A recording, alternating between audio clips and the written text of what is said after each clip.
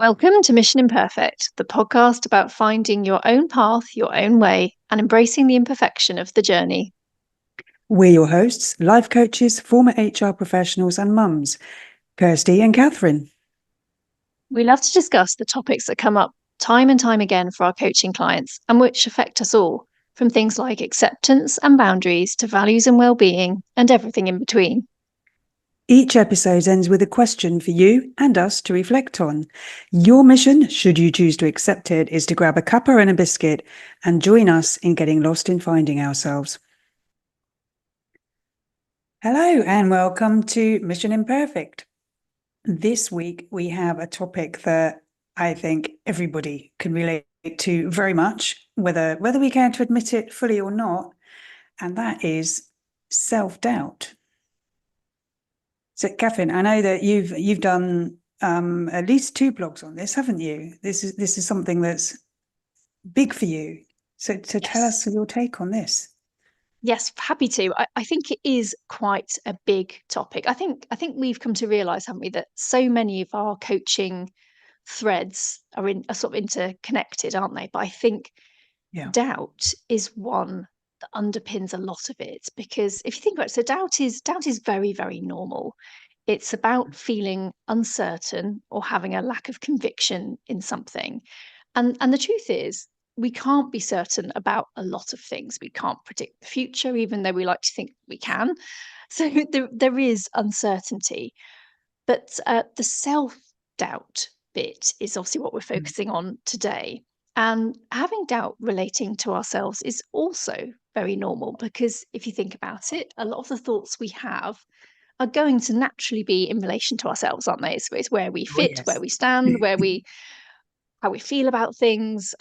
So we might experience thoughts like, "Oh, I'm not sure this is going to go as well as I'd hoped," or "Does this feel right for me? Is this a decision I want to make?" All of those sorts of things, very normal. Hmm. However, bit of a but coming.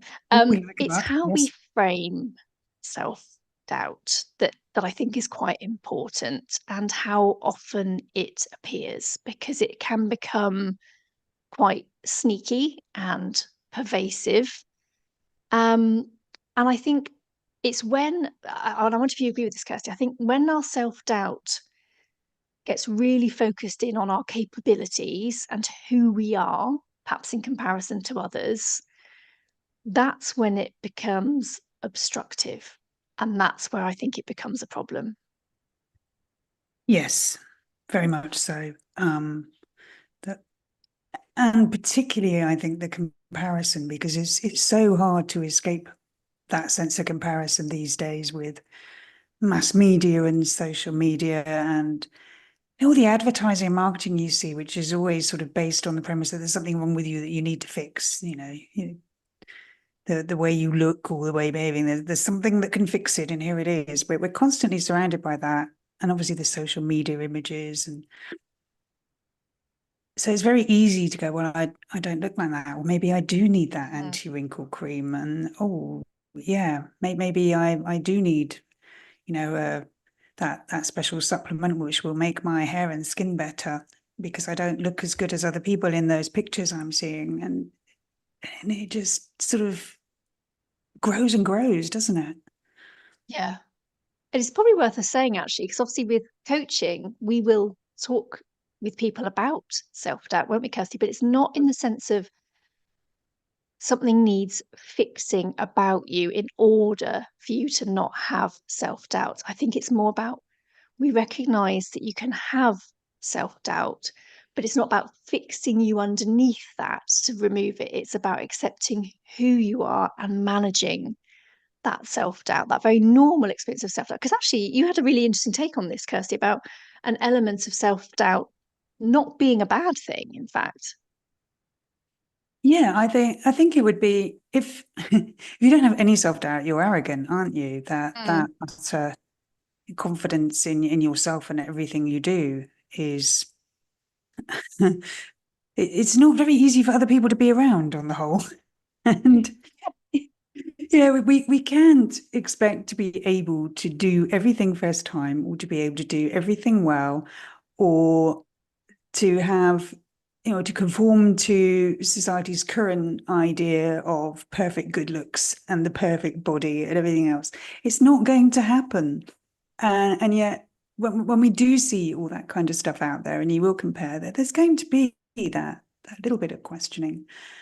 And can I do this is a reasonable question. Mm.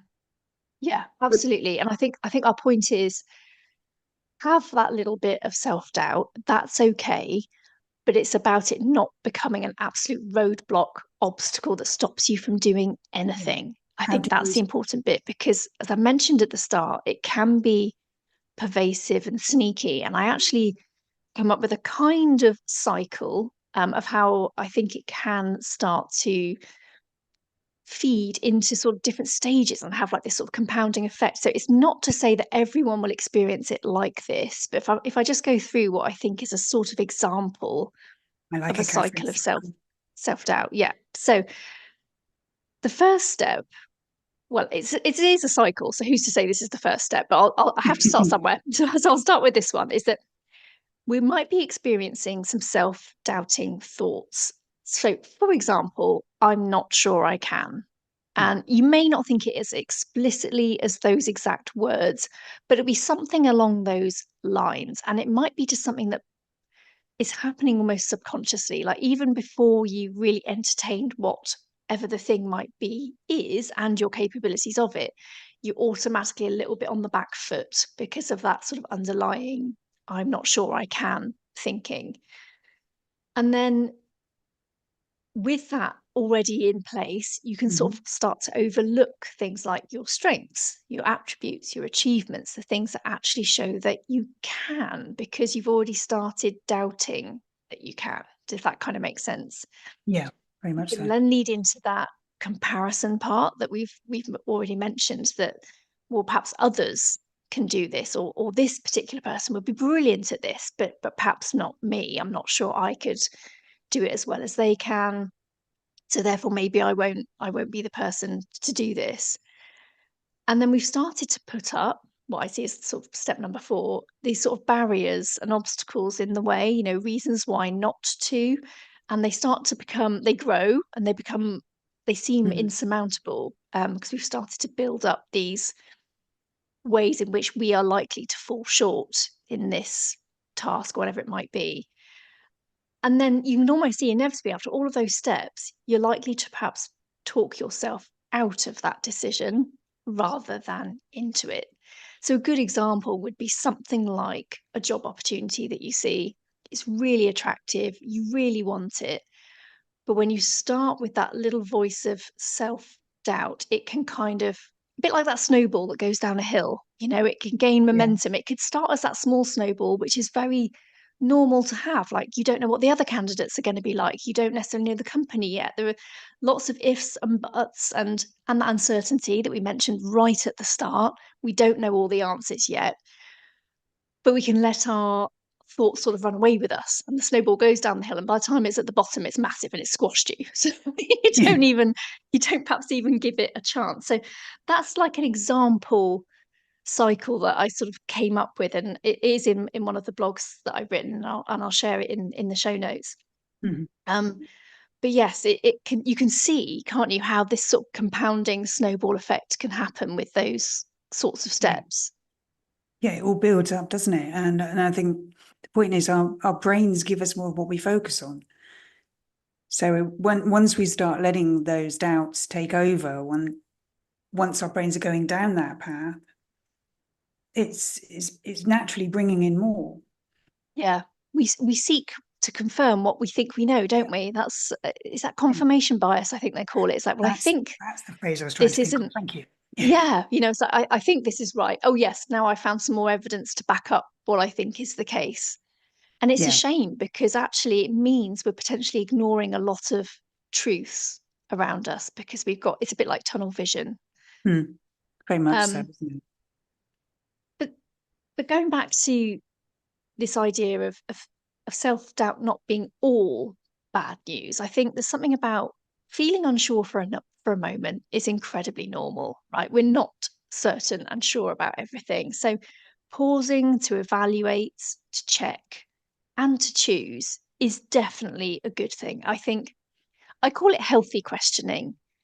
It's when it's something like, is this right for me? So going back to this example of looking at a role, it's like, well, do I really want this? Or is it potentially a little bit round peg, square hole, and I'm going to try and make it fit? Or is it coming from a place of actually, I really do want this. It works for me, my lifestyle, all of those kinds of things. And just checking in with all of that first and finding out some information if you need to.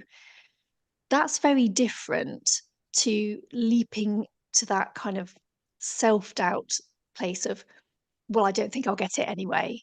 I don't trust myself to make a good decision here, or something Yeah. similar like that, laden with that self-doubt straight, like they won't pick me. It's a very it's a really hard place to come from, isn't it? To then think, well, It maybe they is. will pick me, to flip that round if you've already started with the maybe they won't. Yeah, if you give your brain that opening of just finding a couple of, pros rather than cons, then your brain recognizes that you are looking for those things as well. So your tunnel vision is do you reduce tunnel vision or expand it? You know what I mean. Yeah, Wrong I know what metaphor you mean. there. It helps sort out your tunnel vision. Let's leave it at that. Um, yeah, because I mean, to go back to the example you used of applying for a job, the questioning can be really healthy in that context, because if you highlight the potential sort of shortcomings in your experience and qualifications or whatever for a particular role for yourself ahead of an interview, you were very well placed to then respond to those when the interviewers raise them. So that's a really healthy and useful questioning.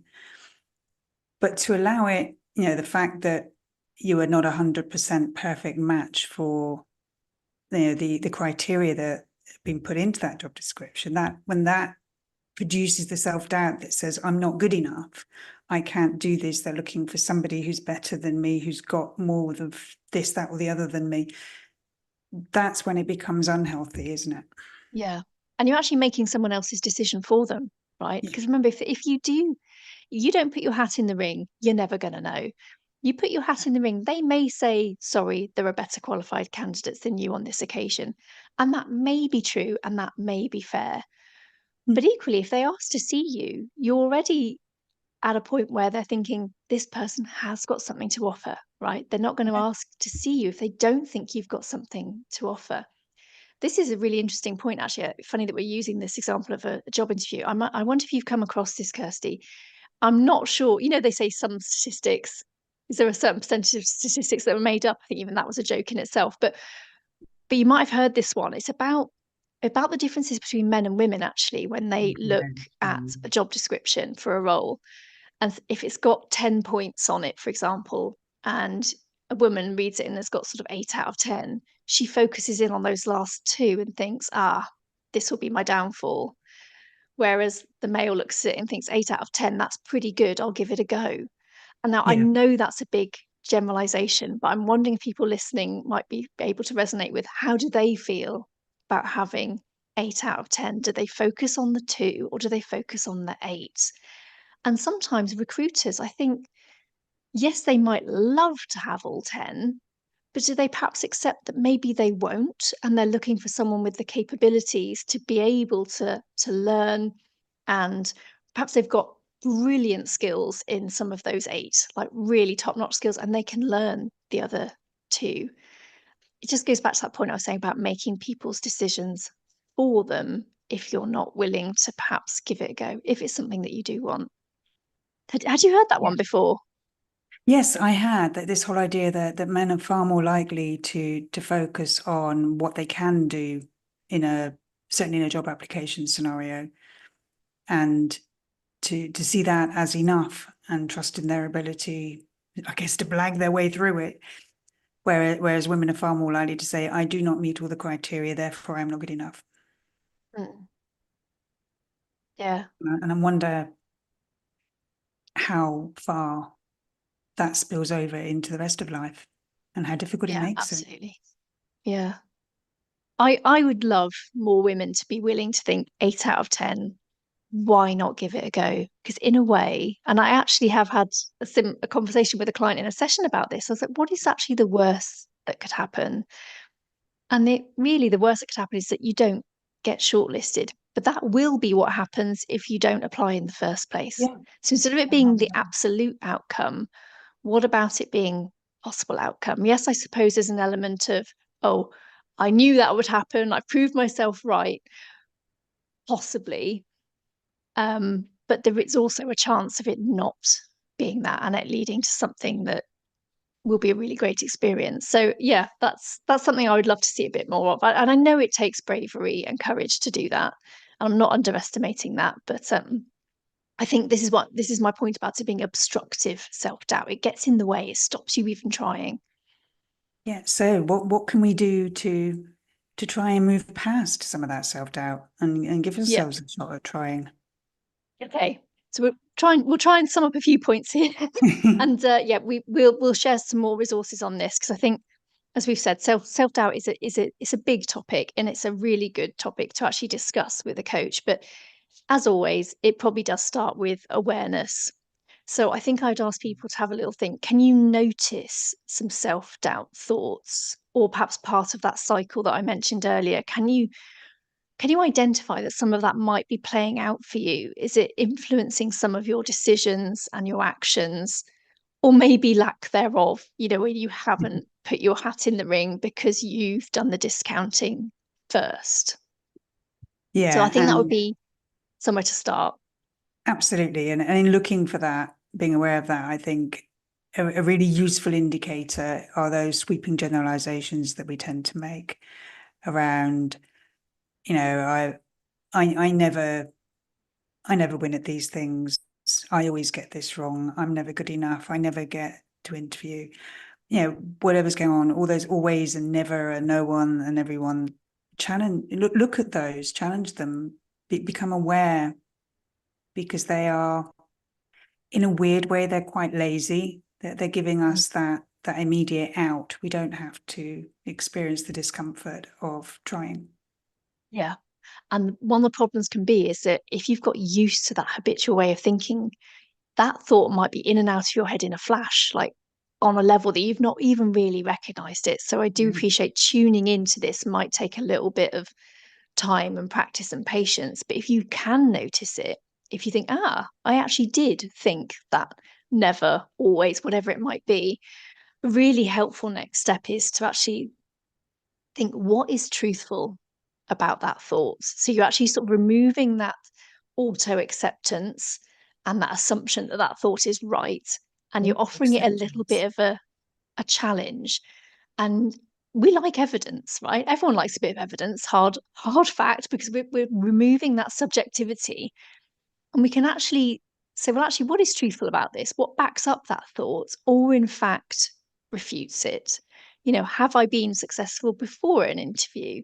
Have I actually, done something in the past that I thought the odds were against me, but actually it didn't turn out that way? Because we discount these things quite quickly. We forget about our successes. I mentioned it before in that cycle, didn't I? We overlook the strengths and the attributes. Yes. And if we can Yeah, can I say, consciously just stop, pause, and check that, we might find it's not true, right? absolutely. And I love that phrase, auto acceptance. That happens so much, doesn't it? Without, well, obviously because it's auto, without us realizing. But yeah, I'm going to make a note of that phrase because I think that can help with conscious awareness. Mm. Those ways of describing it and thinking about it make a difference to how we can spot it and understand it. So thank you for that. Oh, you're very welcome. And I think, we can ask ourselves, even if you're not aware of the self-doubting thoughts popping up, or that seems like a hard place to start, try another tactic. Maybe ask yourself some other questions. Things like, when have I shown trust in myself? Mm. It might have been a case where you actually felt you had no choice, you just literally had to face something, but it paid off. Or you've shown yourself as being capable of doing or being when you actually thought, oh, I didn't realize I had that in me. It's you're asking your brain to focus on the can or I am rather than the can't and I'm not. So we're looking for evidence in our favor as opposed to the evidence that supports the doubting thoughts. Yeah, so important to remind yourself of what you have done and can do. And even to remind yourself of the things that you recovered from.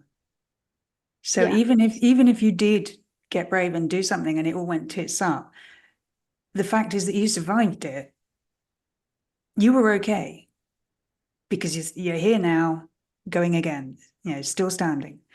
So even if you're struggling to get past but it always goes wrong for me, you survive that. You get up again and you carry on and you're okay. Yeah. I think this is what we're saying. Self-doubt's not about, oh, well, obliterate it and master everything. It's not that. It's being prepared to perhaps go again, to face that it may not go brilliantly. And like I said before about all these things being connected. We've spoken about failure before, haven't we, Kirsty? And confidence. And you can see the connection here between all of these things. So yeah, we're not saying it's about remove self-doubt because then you'll just be amazing at everything. It's not actually quite that. It's just giving yourself a chance to see what might happen, good or bad, and you'll still be standing the other side of it, but you might have experienced those real highs as well as occasional disappointments. But it's about the self-doubt part not being the decision maker for you. Yes, either you can do it or you can recover from not succeeding. Yeah, love that. I love that. And that should be a quote. We should put your name after that. do, Talking of which, we have do a I get few of commission? we have a few that we like to share. So this is going back a bit. This is a Shakespeare quote, which I was quite pleased to find. So he says, "Our doubts are traitors and cause us to miss the good we oft might win by fearing to attempt." So that's just going back to this idea of if we're not being prepared to give something a go, we don't get to experience the good because we'll just stay where we are. That's brilliant, isn't it? It's such a wise man. Um, I I like one from Lenny Henry, which I think really sums up what we've been saying: is life is about overcoming self-doubt, but you don't grow if you don't question yourself. Mm. It's that idea that, yeah, it's okay to ask the questions and you can learn from the answers to those questions. Yeah. And this was an interesting take from a bit of a different slant. Sylvia Plath, she said the worst enemy to creativity is self-doubt. Mm. So I thought that was interesting. It sort of stifles your ability to perhaps think a bit more broadly. I mean, I don't know about you, Kirsty. I feel like I need to feel kind of in flow and capable to have my creative ideas. Because I come up with some very, very limited options. Yes, and I think it stops you even starting. That does that make sense? It stops you. Yeah, it stops you starting Yeah. um, a creative endeavor, doesn't it? That self-doubt. Will it be good enough? Or quite often it's not. Will it be good enough? Quite often we tell ourselves it won't be good enough. I'm not good enough. I am not creative is a phrase I hear so many people say. God, I've said that. I've totally said that. And it's because I think of it in a very traditional sense. Like my artistic skills, absolutely crap. Not, I still draw bad stick people.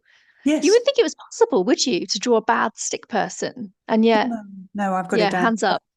I've got it But down it's to just like, fine art. Pardon the pun. yeah, Yeah. yeah. But actually, creativity shows itself in so many different ways, doesn't it? So I think it's very easy to put a sort of stamp on of not creative. But it's like, well, actually, that creativity just might be in a very different way. Don't ask me to say what ways it might be, but we'll genuinely think about it though. I'm not going to say I'm not going to own that phrase of not being creative. Just have to work out in what ways it is possible for me. Writing, I do love writing. Absolutely. You do a lot of writing, you do it well. I mean, speaking for myself, creativity is about making things. I make a hell of a mess. I'm not sure that counts, Kirsty. Don't burst my bubble, Kathryn. Right, sorry. But like, like cooking and baking and stuff. This is interesting, isn't it? Because baking's like science, got to follow the recipe. And yet, just making up a meal, you can just kind of let loose and put in whatever you like, can't you? Are you Yeah. a recipe follower or rule breaker? Just throw in what you have. I am not really much of a cook on any level, but when I do cook, I prefer to just throw stuff in and see what happens, to be honest. Does it normally Which is work? weird because I am quite a rules and process sort of person normally, but yeah. So certainly with savoury things, maybe when I do try to bake, I am actually more of a recipe follower, interestingly. But when it comes to sort of cooking a meal, Yeah. I'm I think you I have to with baking. I don't think you can try and make a cake and expect it to work if you don't like, put the eggs in or something. You just end up with a pancake or something. well, I do But anyway. It doesn't matter how much I follow the rules, I end up with something that looks much more like a slightly overweight biscuit than a cake. I was going to say at least we've gone round to food and we've managed to get biscuits back in. But I think we've slightly gone off topic. So I'm going to bring us Oh, back. really? I'm going to say to we're distracted by food. It must be lunchtime or something. But let's get back around to it. We have a question to end today's episode about self-doubt, and it is: do you recognize thoughts with a negative slant about yourself cropping up? So kind of what we mentioned earlier. So the things that start with I can't, I'm not, or I don't, Hmm. perhaps instead of I can, I am, and I do. So I'd just love everyone to have a little bit of a think about that. And I have to be really honest with you, it is very normal. I do notice them now with myself, but that is partly because I have practiced a lot and I am a coach. So I help other people identify these thoughts. So I have to pay attention and I make a real effort now about what I choose to do. I try to make it more of a choice now. It's like I'm choosing to do this rather than assume I can or I can't with something. And I know success isn't guaranteed, but I am trying to, and I think I am getting better with sort of going with the flow and let's see how this goes. A bit like this podcast. We didn't know we were going to end up talking about cakes and biscuits and whatnot, although it was probably inevitable. But I also know it's because the intention is coming from a good place. What do I want to get out by trying this, whether it will or won't work? I know my intention by choosing is coming from a good place. That's my kind of philosophy. What about you? Ooh. Yeah, I mean, like you, I have practiced quite a lot at spotting those negative thoughts, self-doubt, the limiting beliefs. And for me, it often comes down to the linguistic thing, looking for keywords, because you sort of train your brain to spot those red flags, as it were, and then challenging them. I never succeeded. Well, actually, I've held down jobs, I've passed exams, I've done this, that, and the other. So that's a load of bollocks, isn't it? And also, a thing that's really helped me actually is the whole, what's the worst that could happen? Mm, Which sounds a bit odd because it makes you think of how badly wrong things could go. But normally, it's not actually that bad. I mean, no, most of the things we have self-doubt about are pretty mundane. And we make, oh, okay, I can make a huge deal of that, of the self-doubt that comes up, when really, if I just give it a go, what's the worst that's going to happen? yeah. And usually it's not very bad. And then my brain goes to, well, how would you respond to that? How would you deal with that? And you've dealt with all the other shit that's happened. So Mm. why not this? I think that's the perfect note on which to leave today's episode. So I hope everyone can perhaps have a little think about that. And if you can start thinking about, I think it's so powerful, isn't it? When you say things like I can't, I'm not, I don't, how much more powerful is I can, I am, I do, and I choose. I love those. So I think if we can leave that with people to have a little mull over, I think that would be a perfect place to end today's episode. So thank you all for listening, and we'll see you all soon. Thank you for listening to this week's episode of Mission Imperfect. Please visit the show notes for details on how to contact us and for any resources we may have on the topic discussed. Until next time, keep being imperfectly you. No one does it better.